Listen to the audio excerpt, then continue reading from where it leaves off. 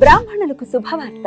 సనాతన ధర్మ పరిరక్షణే ధ్యేయంగా ఏర్పడినటువంటి హిందూ మహాసంస్థానం విదేశాలలో ఉద్యోగాన్వేషణ చేయాలనుకున్న ఔత్సాహికులకై అభ్యర్థుల నుండి దరఖాస్తులు కోరుతుంది. సంప్రదించవలసిన వాట్సాప్ నంబర్ 9866615399. నమస్కారం. రేపటి విశిష్టతని ఒకసారి చూద్దాం. రేపు 10వ తారీఖు సెప్టెంబర్ నెల 2024వ సంవత్సరం మంగళవారం.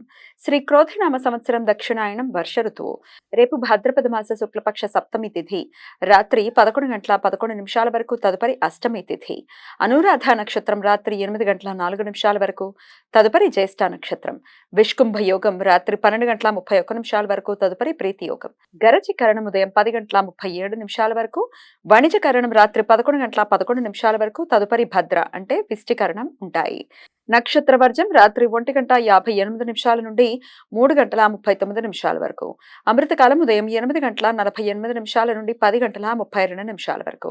హైదరాబాద్ ప్రాంతం వారికి రేపు సూర్యోదయం ఉదయం 6:04, సూర్యాస్తమయం సాయంత్రం 6:22, చంద్రోదయం మధ్యాహ్నం 11:48, చంద్రాస్తమయం రాత్రి 10:59. అభిజిత్ ముహూర్తం పగలు 11:48 నుండి మధ్యాహ్నం 12:38 వరకు.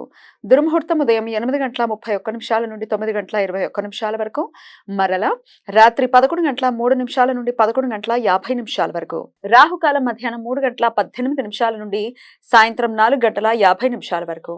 గుళిక కాలం మధ్యాహ్నం 12:13 నుండి 1:45 వరకు.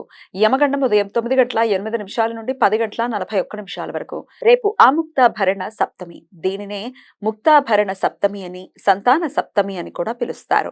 స్కంద పురాణం ప్రకారం ఈ వ్రతం ఉమామహేశ్వరులను పూజించటానికి ప్రత్యేకమైన రోజు. సంతానలేమితో బాధపడుతున్న దంపతులు తమకు త్వరగా సంతానం కలగడానికై రేపు ఉమామహేశ్వర పూజ చేస్తారు. రేపు అపరాజిత సప్తమి.